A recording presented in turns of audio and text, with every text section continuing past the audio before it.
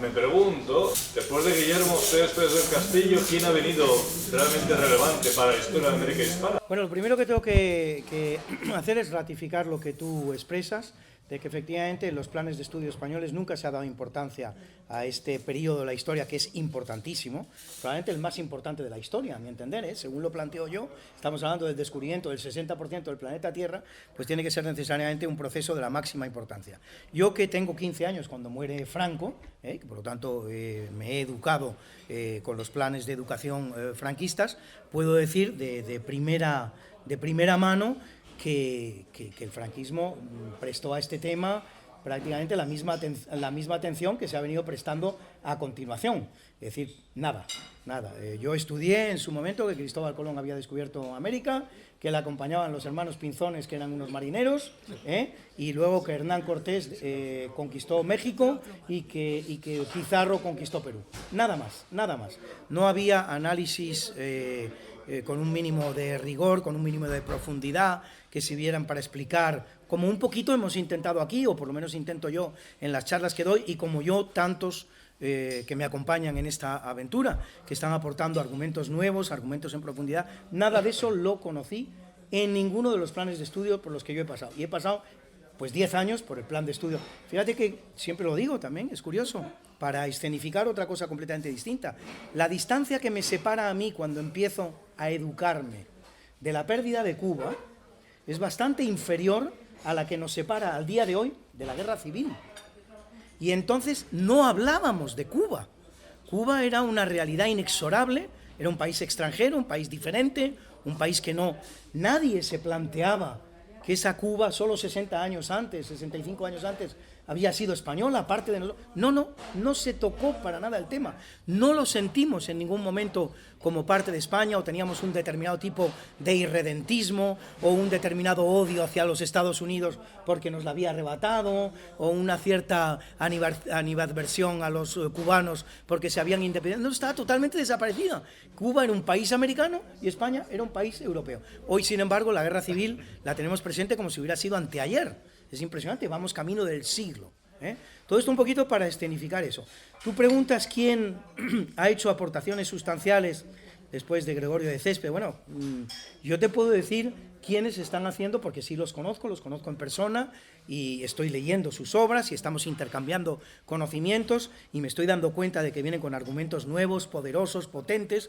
Te puedo hablar de lo que yo llamo el nuevo hispanismo, del que, bueno, pues espero considerarme un componente más. Ojalá me acepten en club tan selecto. Pues te puedo hablar de muchos con los que estoy coincidiendo. Hemos mencionado ya a Rafael Ayita.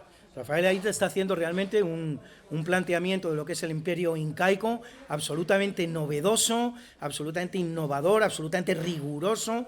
Recientemente, por deciros un ejemplo, ha aportado un dato de la máxima importancia, que a mí me encanta y que voy a utilizar. En 1820 la renta per cápita de los peruanos es el doble de la de los británicos. Carajo, pues es un dato, y lo demuestra.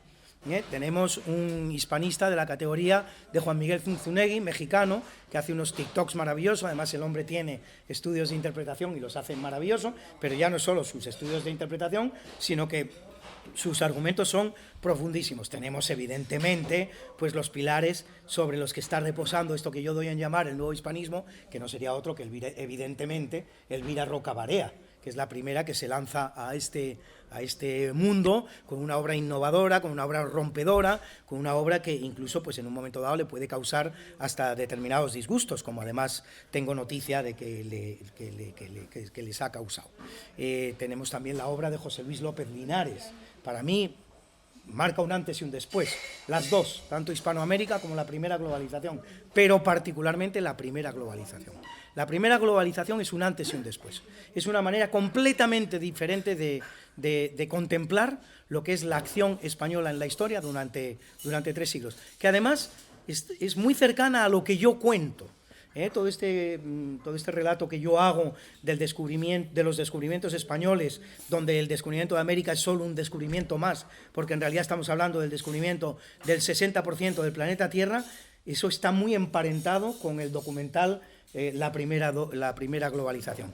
Tengo que mencionar también pues, a una persona que ya ha estado con vosotros aquí en algún momento, que es Julio Enche. el gran especialista de las leyes de Indias. Las ha leído como no las ha leído nadie hasta este momento y realmente nos las está haciendo conocer en profundidad. Tenemos un rompedor, realmente un destructor en términos marítimos, en términos náuticos, navales, que es Marcelo Gullo. Marcelo Gullo está realmente, si me permiten en términos económicos, destrozando el mercado. Si viene a España, cada conferencia que da, cada reunión que lleva a la práctica, estamos hablando de centenares de personas en algunas ocasiones, 80, 100 personas, 200 personas, con 3 libros maravillosos, todos ellos estupendos, con argumentos nuevos. ¿Quién más les puedo mencionar? A Patricio Lons, por ejemplo, que él se desenvuelve más bien en el campo audiovisual, con uno de los canales hispanistas que tiene más seguidores, camino ya de 200.000 seguidores, Patricio Lons, un argentino también. Bueno, y les podría hablar de Pérez de Guevara, por ejemplo, especialista en el tema de la esclavitud particularmente negra. Les puedo hablar de Núñez de Arco, que ha hecho un breve paso por España y bueno, pues ahora pasa por alguna dificultad, se ha vuelto a Estados Unidos, quería hacer un trabajo muy ambicioso sobre los primeros indígenas que vienen a España. Hay que hablar necesariamente del difunto Pablo Victoria, que representa también uno de los primeros que rompe el mercado. A Pablo Victoria yo tuve la suerte de conocerle antes de que todo esto empezara. Yo tenía una cosa que se llamaba el Club de la Tertulia, eran unas reuniones que hacían parecido a esto, lo hacíamos en mi casa, nos reuníamos 40, 50 personas, invitábamos un ponente, nos hablaba de un tema y luego se abría un coloquio, también con un cóctel en el medio. Lo que pasa es que todo esto tenía lugar en mi casa.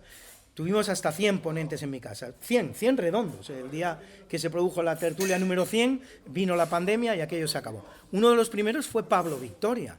Cuando Pablo Victoria vino a mi casa hace 15 años ya,